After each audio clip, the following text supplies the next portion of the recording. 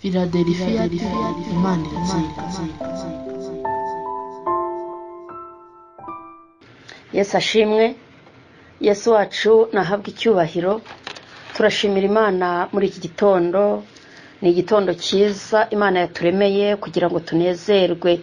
Imana data nihabwa icyubahiro. Turayishimiye rwose.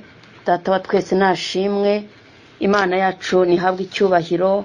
Itwongereye umunsi wo kubaho, iturinze tukaba turi bazima, tubihereye icyubahiro.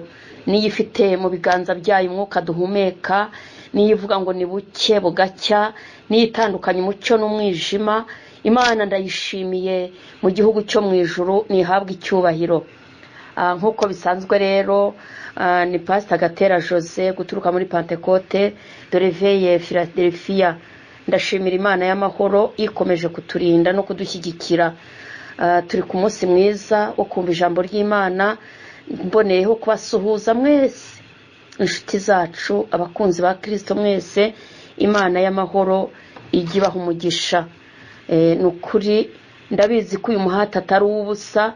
Nta muntu wakoreye Imana ngo akorwe n'isoni, nta muntu wayikurikiye ngo amware. Kubana n'Imana nibyo kugundira. Mureke dukomeze tuyikomezeho. Ibyo itakoze none izabikora. Ibyo itakoze mu kwezi gushize uko yabikora. Komeza uyizere niyo kwizerwa. Rero turi kumwe n'umushumba wacu Pastor Serugendo Dismas.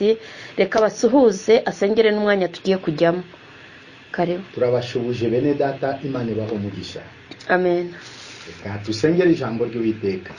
Mana nguru, Mana ishobora byose, turagushimiye. Wakoze imirimo ikomeye, tubashije kubona igitondo cyiza turi bazima. Tugeze hano kuri studio kubw'imbaraga zawe. Banze udutunganyo tweze, dusengera ijambo ryawe mukozi wagiye kutugezaho, nawe umutunganyo mweze, imbaraga z'umwuka wera zimuyobore. Abadutega amatwi nabo turabasengeye, iri jambo ribagirira umumaro, rikiza abarwayi, ribohore imitima y'abantu, ryongere rigarure abacitse intege, ribagarure imbaraga. Uwo twirukanye ni Satani. Imbaraga zose zirwanya ijambo, imbaraga zihagarara mu kirere tuzikubise hasi. Reka Mwuka wera akore umurimo kandi ugirire neza abantu bawe. Tugusabye twizeye mu izina rya Yesu. Amen. Imana ni umugisha. Nukuri ndabizi neza ko turabona Imana iratugirira neza. Nuba maso uramenya iki Imana gushakaho, uramenya uko witwara. Imana y'amahoro itugirire neza. Tujye gusoma ijambo ry'Imana riri mu gitabo cya Samuel wa mbere. Turahera ku murongo waho wa mbere ibice 16. Samuel wa mbere ibice 16, turahera ku murongo waho wa mbere. Reka dusome. Umutwe w'ijambo ratubwira iki? Samueli atoranya Dawidi ngo abe umwami. Samueli atoranya Dawidi ngo abe umwami. Samueli atoranya Dawidi ngo abe umwami. Bukeye Uwiteka abaza Samueli. Bukeye Uwiteka abaza Samueli ati uzageza he? Kuririra Sawuli.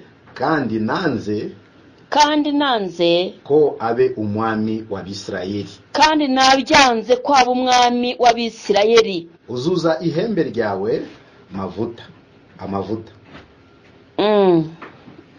Aramubwira ati uzuza ihembe ryawe amavuta, ngutume kuri Yesayi w'i Betelehemu. Kuko niboneye umwami mu bahungu ba Yesayi w'i Betelehemu. Nahabonye umuhungu ni Mika. Murongo wa 2. Samueli arabaza ati nagenda nte ko Sawuli nabyumva aranica. Ko Sawuli nabyumva kumva ko ngiye kwimika umwami ari bunyica, kuko niwe yari umwami icyo gihe. Ati Sawuli yanyica. Uwiteka aramusubiza ati jyana inyana y'ishashi. Jyana inyana y'ishashi nugerayo uvuge uti nzanywe no kutambira Uwiteka igitambo maze uhamagare Yesayi. urumva ko Samweli yari umuhanuzi icyo gihe yahanuriraga abantu. Noneho Imana amubwira ngo genda i Betelehemu kwa Yesayi unyimikire umwana w'umuhungu nabonye mu rugo rwe, umwana wa Yesayi, hanyuma azaba umwami asimbure Sawuli. Sawuli icyo gihe niwe wari giragate, niwe wari umwami. Noneho umuhanuzi aratinya ati nabigenza ne ko Sawuli aramutse abyumvise ko ndi kwimika umwami kandi hari undi ari bunyice. Nibwo Imana yamubwiraga ati rero wowe fata inyana y'ishashi hanyuma ubabwira uti nzanywe no gutambira Uwiteka igitambo. Murongo wa 3. maze uhamagare Yesayi aze ku gitambo, nanjye nzakwereka uko uzagenza. Aramubwira ati fata inyana y'ishashi hanyuma ugende maze uhamagare Yesayi aze ku gitambo, nanjye nzakwereka ko uzabigenza. Uzansukira amavuta kuwo nzakubwira. Murongo wa 4. Nuko Samweli akora uko Uwiteka yavuze. N'abantu mwe mujye mureka dukora uko Imana ibishaka. Ibyo Imana ishaka yari byo ukoze ihagararana nawe. Iyo ukoze ibyo Imana ishaka n'ingaruka zabaho irabyirengera. Nuko Samweli akora uko Uwiteka yavuze. Ajya i Betelehemu. Agezeyo abatware b'umudugudu baza kumusanganira. I Betelehemu baza kumusanganira. Bahinda umushitsi kuko babonye umuhanuzi. Baramubaza bati mbese uzanywe n'amahoro? Twiyongeza umurongo wa 5. Ati ni amahoro. Nzanywe no gutambira Uwiteka igitambo. Nimwiyeze muze tujyane ku gitambo. Kandi yeza Yesaya n'abahungu be abahamagara kuza ku gitambo. Imana itugire neza. Ahangaha dusomye amagambo meza, ni meza cyane. Amagambo meza dusomye, magambo atubwira kuri Sawuli, akavuga no ku muhanuzi w'Imana. Imana yakoranye n'aba bantu.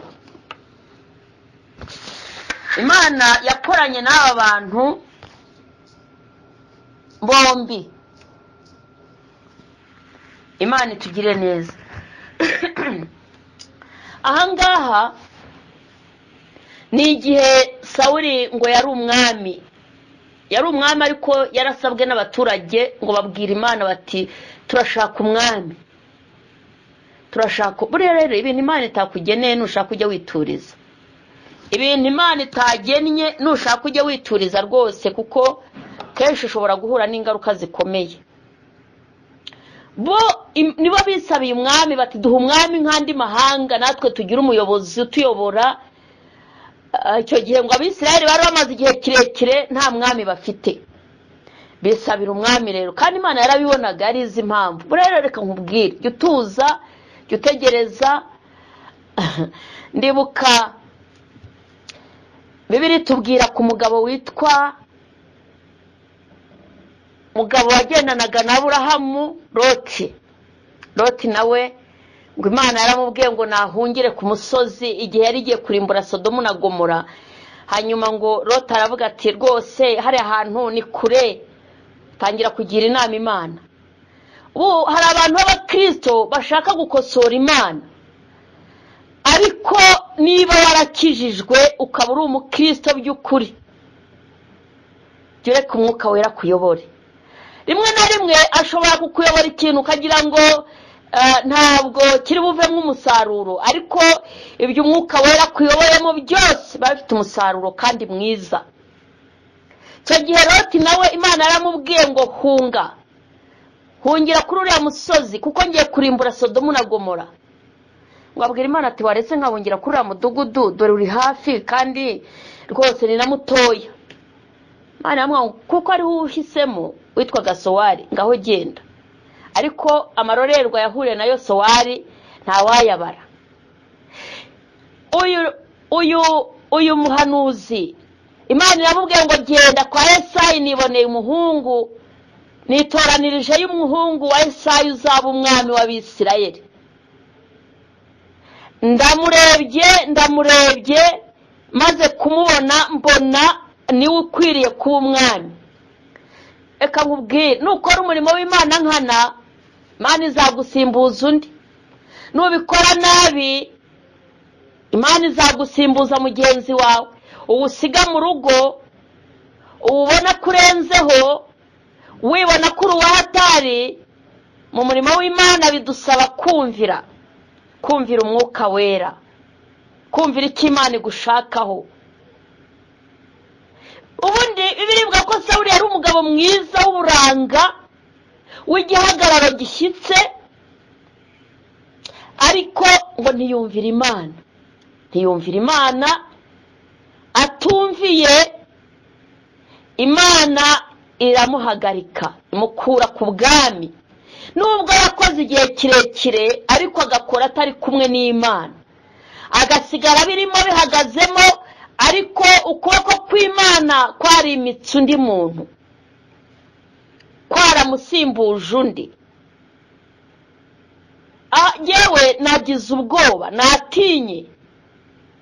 Ese burya umuntu ashobora kuba mu murimo w'Imana, umuntu ashobora kwitwa murokore bakamuhamagara murokore, umuntu bakamuhamagara ngo murokore, bakamuhamagara diakoni, ariko Imana imureba igasanga atari diakoni. Imana bamuhamagara murokore, ikareba igasanga ikaba itakimubara nk'umurokore, nk'umukristo, kandi twe tumureba ko akijijwe. Rero nari nkuzanira ijambo rivuga ngo wirinde, nkuzanira ijambo rivuga kwirinda. Wirinde ingaruka zo kutumvira, wirinde ingaruka wahura nazo uzitewe no kutumvira Imana. Kwirinda biruta kwivuza, kwirinda biruta kwivuza. Wirinde ingaruka wahura nazo kubera kutumviye Imana.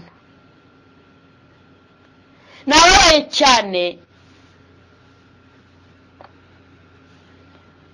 hari ijambo riba mu Baroma mu bice 10, ijambo rivuga ngo Abayuda bagira ishyaka ariko ririmo ubwana. Ishyaka ririmo ubwana. Nyamara Bibiliya ko bari bafite ishyaka ry'umurimo w'Imana, ariko ngo ririmo ubwana, ritarimo gukura, ritarimo gusobanukirwa, ritarimo kumenya, ritarimo kuyoborwa n'umwuka wera. Icyakora Imana abayumvira, abayikunda, abayisenga irabashyigikira. Nta bintu byinshi wakora kugira ngo Imana ikwemere keretse kuyumvira, keretse kwirinda. Nta kintu wakora na kimwe kugira ngo unezeze umutima w'Imana keretse kumvira umwuka wera, kumvira icyo Imana igushakaho.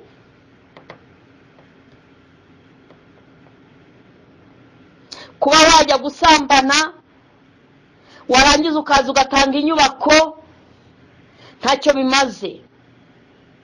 Kuba wagira ishyari, uri umunyeshyari, warangiza ukadirija, ntacyo bimaze. Kuba rwose watara inzangano ugasebanya, warangiza ugatanga icya 10 n'amaturo, ntacyo bimaze. Ikintu cy'agaciro cy'ingenzi ni ukumvira Imana, kandi iyo wumvira Imana uva mu byaha, umenya ikibi n'icyiza, umenya icyo Imana igushakaho. Rero Imana ikurinda ingaruka zo kutumvira Imana. Ubuzima bwacu bwa buri munsi, ibyo tugenda duhura nabyo bikadukomeretsa, bikadusitaza, tugahura n'ibitugonga, bijya bituruka kenshi mu bintu twagiye tutumvira Imana. Tugashaka kwirwanaho, tugashaka kwicira inzira, tugashaka kwiyorohereza. Iyo tugeze imbere gato duhura n'ibibazo bikomeye. Ariko Imana ikurinde kandi kurengera. Sawuli rero ngo yari yujuje ibyangombwa byagaragazaga ko akwiriye kuba umwami. Icyakora yagize amahirwe make yo kutumvira Imana. Mbere Imana yamubwiye ngo imaze kumwimika, imaze kumuha Abisirayeli ngo abe umwami, amaze gusukwa amavuta, Imana yamuhaye amabwiriza y'umurimo, yamuhaye kondisiyo. Iramubwira ngo uzanyicira Abameleki, uzica impinja zabo, uzica abana, uzica impinja, uzica abagore, uzica abagabo, ndetse n'umwami wabo uzamwica. Sawuli ntabwo ariko yabigenje, anyuranya n'iby'Imana yakoze. Muri uyu murimo w'Imana, muri aka gakiza twakiriye, ntabwo agakiza ari ikintu cyo kwifashisha ngo reka mbe nyifashishije ngo mu gihe ntayagira icyo ngeraho. Oya, ni ugukizwa ukamera nka Shadrake na Meshake na Abedenego, banze kuramya ibigirwamana kugeza ku rwego babereka itanura ry'umuriro. Baravuga ngo naho Imana itadukiza uriya muriro, naho itaramuka ituramiye ngo idukure mu maboko y'uriya muriro, nta cyatuma turamya ibigirwamana. Ngo ariko icyo twizeye, Imana twizeye, kuko umwami yari yarabahendahenze, yarakundaga, arababwira ati ninde wagiriye inama mbi, ninde wagiriye inama yo kungomera, yo kutumvira itegeko? Ngaho nimwisubireho, abaho igihe cyo kwisubiraho. Ninde uri bakiza amaboko yanjye, ninde uri bakure muri uriya muriro w'itanure? Ngo baramubwira ati Nyagasani, Imana twizeye, Imana dukorera, Imana twamenye, yadukiza amaboko yawe ikadukura mu itanura ry'umuriro. Imana ikunda iyo utangiye guhagarara, uryo utangiye guhamya. Ariko nitanadukiza nta kabuza, naho Imana igushaka, nuko Imana igukeneye.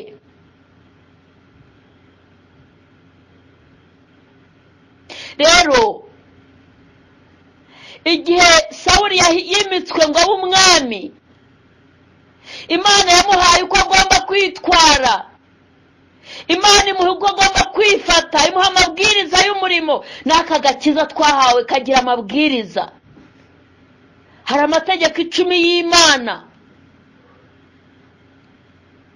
hari ibyo tugira kirazira, hari ibyo twakundaga ariko ubu byabaye igihombo kuri twe, hari uko twitwaraga ariko twarabiretse kubera ko twakiriye Kristo nk'umwami n'umukiza. Twari abanyagasuzuguro, twari abibone. Iyo tumaze kwakira Kristo ibyo turabireka, tukumvira icyo Umwuka Wera aratubwira, tugashaka kumenya icyo Imana ishaka. Narije kukubwira ngo wirinde ingaruka zo kutumvira, wirinde ingaruka zo kutumvira. Zibaho zizengereza umukristo, zikamucuracura agatangira kwinubira agakiza, kandi agakiza kararyoshye. Agakiza ni keza, agakiza kararinda, agakiza karambika, agakiza gatanga urubyaro, agakiza gatanga igikundiro. Ariko yo wumvira Imana, yo wumvira umwuka wera icyo akubwira, agakiza ni keza cyane. Muririmbyi yaravuze ngo Yesu ni kama sari ya nyuki, ngo bonja sikia yuko butamu sana. Yari amaze gusogongera neza. Aravuga ngo Yesu araryoshye, ngo araryoshye kurusha n'ubuki. Wowe icyo Imana igushakaho ni ukuyumvira gusa, ni ukumvira umwuka we. Imana igushyigikire. Narishatse kukubwira ngo garukiraho. Imana iragushaka, kandi ibyo yibwira kukugirira ni ibyiza.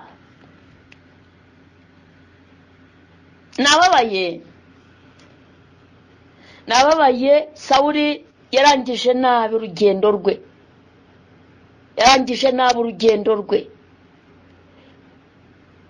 Imana yaramurebye, ibona atazakomeza umurimo, ibona atazabishobora. Iravuga ngo ntabwo azabishobora, reka nishakire undi uzamusimbura.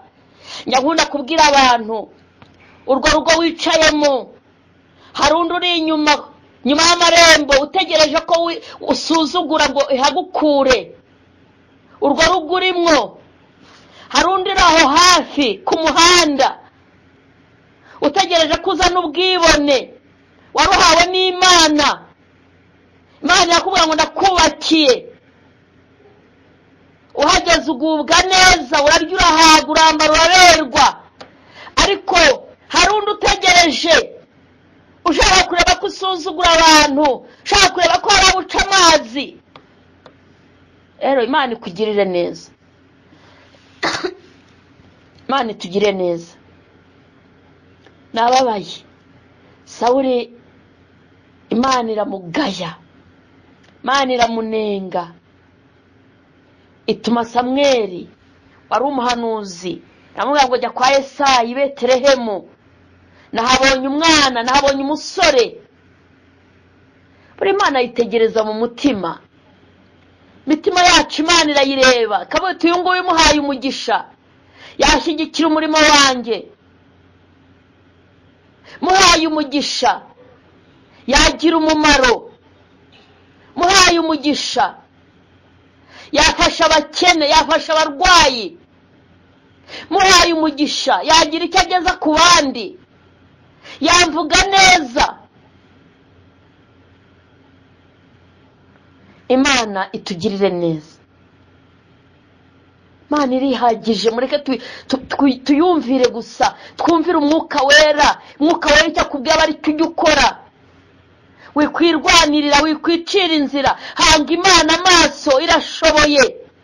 Hanga Imana amaso, irihagije. Ihamagare, yitabaze. Imana itugirire neza. Sawuli rero yazize iki? Yazize kutumvira. Kutumvira umwuka wera, kutumvira Imana. Imana iguhe kuyumvira.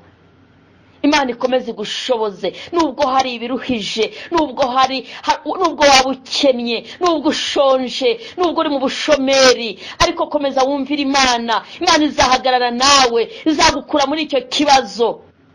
Ushobora kurara ariko inzara ntizakwica. Dawidi yaravuze ngo nari muto, nari umusore, ngo ariko ndinze nsaza, ntarabona umukiranutsi aseba, ntarabona akorwa n'isoni. Umuntu ukiranuka, umuntu wumvira Imana, ntajya akorwa n'isoni. Imana itugirire neza.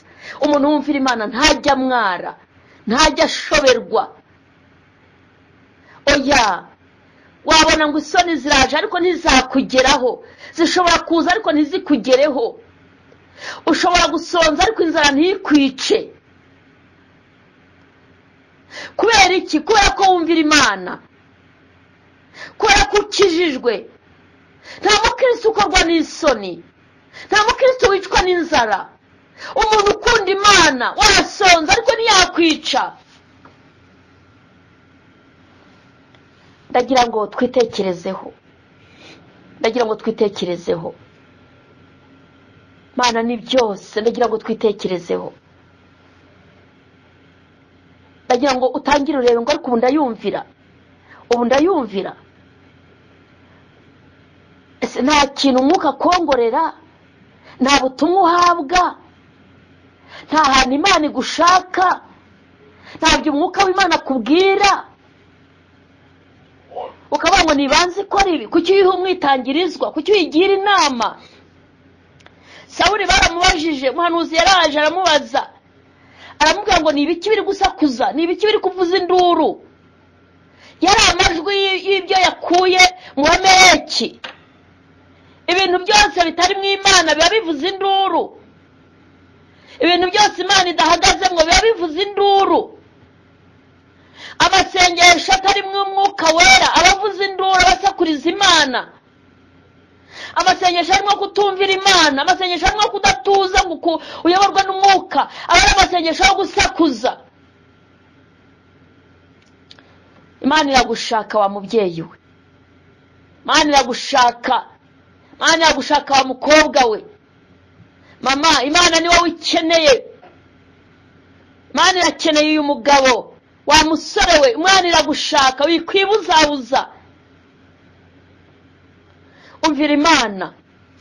Bibiliya itubwira uwitwa Yerobowamu. Yerobowamu ngo yaraga mu rugo rwa Salomo, yari umugaragu we. Imana imugabaniriza ku bwami, ibukuye mu maboko ya Salomo, ibukuye mu gisekuru cya Dawidi, ibukuye mu nzu ya Dawidi, imugabanyiriza ku bwami, ayobora Abisirayeli. Ubu hari abantu babona amahirwe bahawe n'Imana, atari ibintu barazwe n'ababyeyi, atari ngo iwacu ngo nuko tubayeho, ngo tugira ubwenge turiga, ngo iwacu n'abanyabwenge bose, ngo n'abamasenge n'abamama wacu, ngo twese iwacu ngo ariyo mvuka ngo n'abanyabwenge. Ahubwo wowe ukagira ubwenge Imana iwanyu batarize, wowe ukiga ukagirirwa ubwo buntu.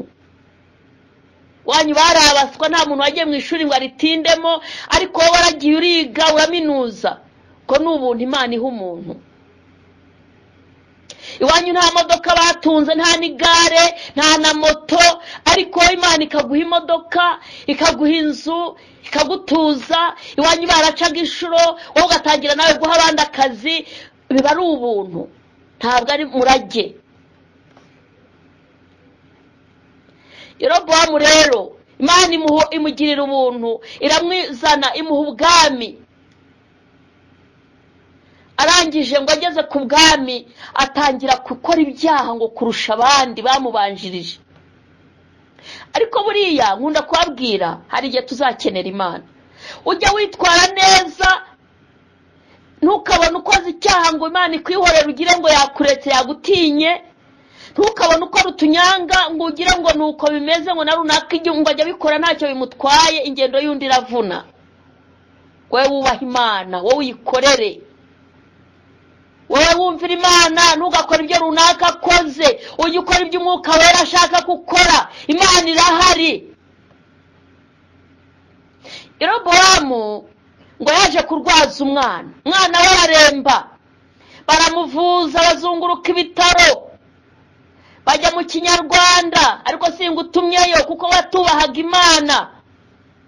Ngo umwana aranga, yanga gukira, umwana araremba, ahubwo arushaho kuremba. Hanyuma rero nyuma Yerobowamu abwira umudamu we, aramubwira ati genda wiyoberanye, genda wiyoberanye, hanyuma ujye ku muhanuzi witwa Ahiya. Ahiya amaze gusaza, ntabwo ari bukumenye, ntumuze kumwisobanuraho ngo umubwire aho uturutse, umubwire uwo uri we, ntakibona. Wowe ugenda umubaza iby'uyu mwana wacu twavuje akanga gukira, umumbarize uko bizagenda. Yarampanuriye, yigeze kumpanura ko nzaba umwami mbawe. ariko buriya ibintu biriba mu mitima yacu tugambirira Imana irabibona. Ibintu byo tugambirira niyo mpamvu niyo tugambiriye kugira neza ntitubishobore, Imana iduha umugisha ko tuba twagambiriye kugira neza. Ntukagambirire ibintu bibi, Imana irareba, ireba mu mutima. Ireba ngo n'agashishi k'umukara kari mu ibuye ry'umukara, ngo mu ijoro ry'umukara, ngo Imana irakabona. Ibintu rero bikubyigana mu mitima, Imana irabibona, ntabwo ihishwa. Wowe ujye wumvira Imana, cyuyumvira uyikorera ubane nayo. Imana irahari, iyo ndwara yayigukiza, ubwo bukene yabugukuramo, ubwo bushomeri yabugukuramo, ibyo bibazo yabirangiza. Imana irihagije. Yerobowamu ngo ategeka umugore kwiyoberanya, umugore ariyoberanya ngo yihindura undi muntu, yihindura undi mugore, ntiyigira umugore wa Yerobowamu. Ariko kubera ko umuhanuzi yarashaje, yari yamubwiye ati wowe gusa ujyana ibintu by'amaturo, ujyana ibintu byo kumushyira, ibintu bya kawunga, ibintu by'imiceri, hanyuma nabyumva muri kubitura bakarane baterura, wowe baraguhanurira amahoro. Nukuri kose ntago nibakubwira amahoro adahari ntayo uzabona. Kizakubwira ko ahanuriwe ibyiza nuko bizasohora, naho bidasohora ntabwo ari iby'Imana. Imana itugirire neza. Yerobowamu rero ngo yaragiye ahiya ngo agiye kumva yumva imirindi y'umugore wa Yerobowamu. Aravuga ati karibu muka Yerobowamu, ni iki cyatumye wiyoberanya kandi ubyumve ngo yarashaje ntiyabonaga? Ni iki cyatumye wihindura undi mugore ukiyoberanya? Dore ngo utumweho. Dufite Imana, nupfa uzaba wizize. Imana irahari, Imana irabizi, Imana irareba. Nupfa uzaba wizize, va ku giti dore umuntu. Imana irahari, va ku giti dore Imana. Reka kurindagira, reka kwishakishiriza, reka kwirwanirira. Imana dusenga irashoboye. Iramubwira ngo yewe muka Yerobowamu, dore ngo utumweho. Ni iki cyatumye wundi wiyoberanya ukigira undi mugore? Genda ubwire umugabo wawe ngo Uwiteka aravuze ngo yagukuye muri rubanda arakogeza, akugira umwami w'Abisirayeli. Uzi ko buri Imana yibuka ibintu yadukoreye. Imana yibuka ko yagukuye mu kaga gakomeye. Imana yibuka ko yakugize umubyeyi nawe ukaba witwa mama runaka. Imana yibuka ko yakugize umuntu w'umugabo nawe ukaba ufite iwawe, uhagera bagahindagana, bakazana inkambambiri, bagahindagana, bakazana amazi yo gukaraba. Tekereza, Imana irabyibuka. Yibuka ko abantu bajya bahindagana ku bwawe, yakugize umubyeyi ufite abo ukoresha, urahagera mu rugo abantu bagahindagana bakavuga ngo mawuja tukuzanira iki? Ibyo byose Imana irabyibuka. Yibuka ko yaguhaye abana, harimo uturanyi wawe utarabyara. Yibuka ko yaguhaye gutura, ikaguha, hari ibyo yagukoreye nayo irabyibuka. Nubwo wowe utakibyibuka, ariko yo irabyibuka. Ibwira Yerobowamu, ibwira umugore ngo genda ubwire umugabo wawe ngo yagukuye muri rubanda irakogeza. Se wagira ngo hariya wari uri si muri rubanda, kwa kundi si rubanda. Wirinde ingaruka zo kutumvira Imana. Uyu munsi ndagira ngo niwumva ijambo rigukozeho tugusabira Imana imbabazi. Imana irakicaye ku ntebe y'imbabazi, Imana irakicaye ku ntebe y'imbabazi.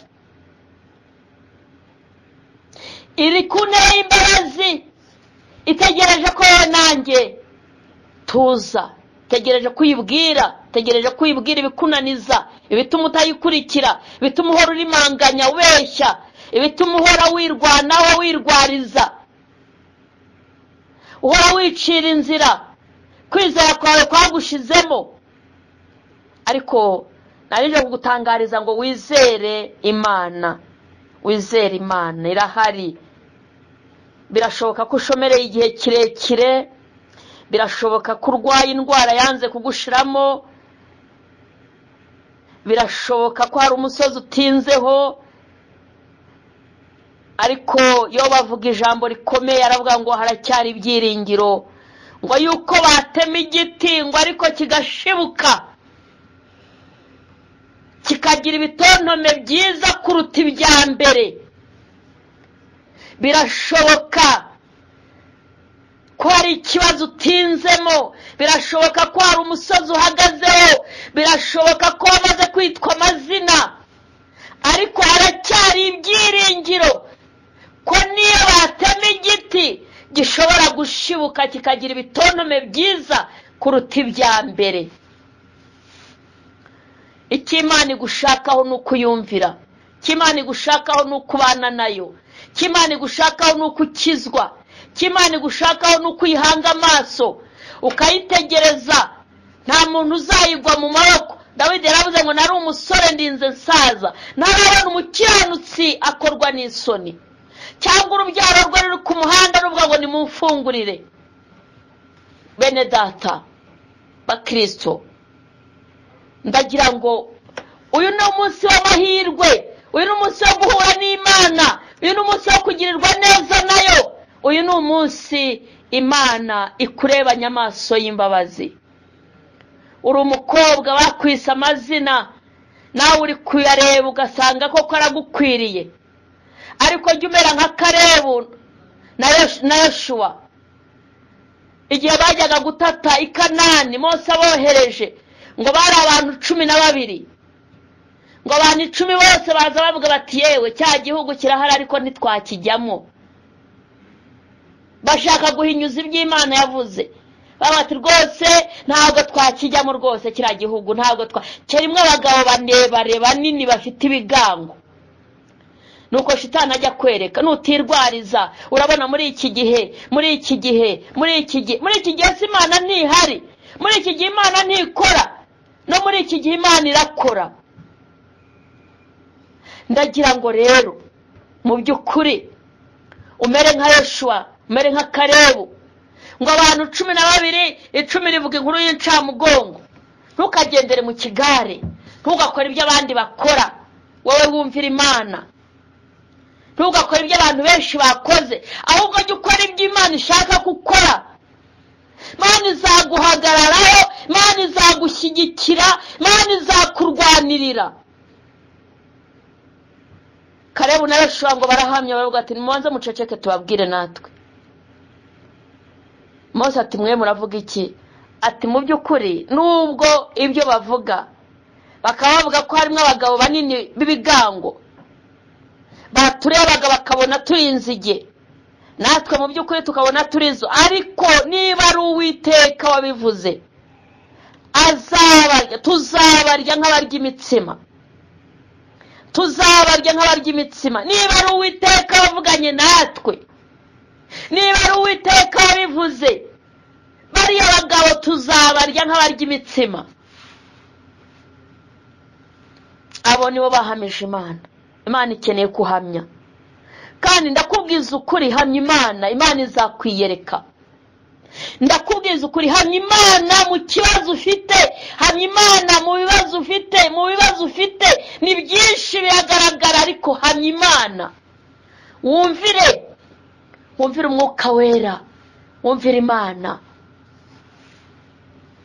ugere kwemeza ko Imana ishoboye byose, kuko iranabishoboye. Tugiye kugusengera Imana uyu munsi. Ikibazo ufite ni kimwe, nuko utagira ute, nuko utumvira Imana. Nicyo cyonyine. Ikibazo si ubushomeri, ikibazo si iyo ndwara yirambuye ikiganza ihaza kwifuza kw'abantu bose. Yarambuye ikiganza ihaza kwifuza kw'abantu bose. Uzabaze Shadraka na Meshake na Abedenego, barahamije bagiye kubona umwami, agiye kubona mu muriro, babajugunya muri wa muriro koko bawubajugunyamo. Erega uzahamya Imana bakubwiye bati wanze gusambana, uraje usazira iwanyu, kandi koko niwireba usanga urashaje, ariko Imana izakugirira neza, izagukura muri icyo kibazo.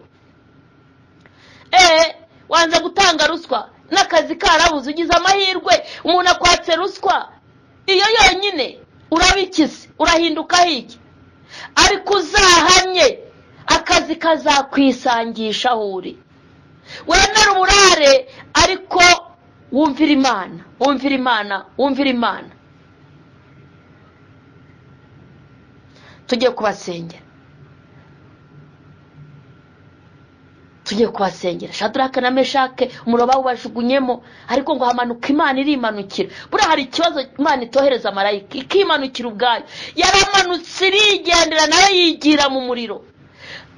Numara kumvira Imana, Imana izimanukira mu byawe, ntabwo izatuma marayika oya. Marayika agira hajya, agira n'ahandi atajya. Umukiranutsi w'Imana, Imana irihagurukira ubwayo igafata ibyemezo. Tugiye gusaba umushumba wacu abasengere abantu batumvira. Nawe urabizi, uzi ibyo utumviyeho umwuka. Hari abo yakubwiye kwambika ntiwambika, hari abo yakubwiye kugabura ntibabagabura, hari abo yakubwiye yavuganye nawe, hari abo yakubwiye, hari ibyo yakubujije uranga urabikora. Uriganyira, urirwanirira, wicira inzira, wirirwa ubeshya. Rero aho utumviye, ariko Imana yicaye ku ntebe y'imbabazi iragira ngo ikubabarire. Niwemera ukazamura ikiganza cyawe, reka tumusabe asenga Imana. Urakoze Mana nguru, turagushimiye kubw'ijambo ryawe iki gitondo cyiza. Ijambo ryawe ryo rituyobora mu nzira yo gukiranuka, ritwereka gipimo turimo. Tuyisanze ko ari nyuma yo kumva ijambo, ari kimenyeto kibasha kuteza abantu benshi indege ngiya no gusubira inyuma.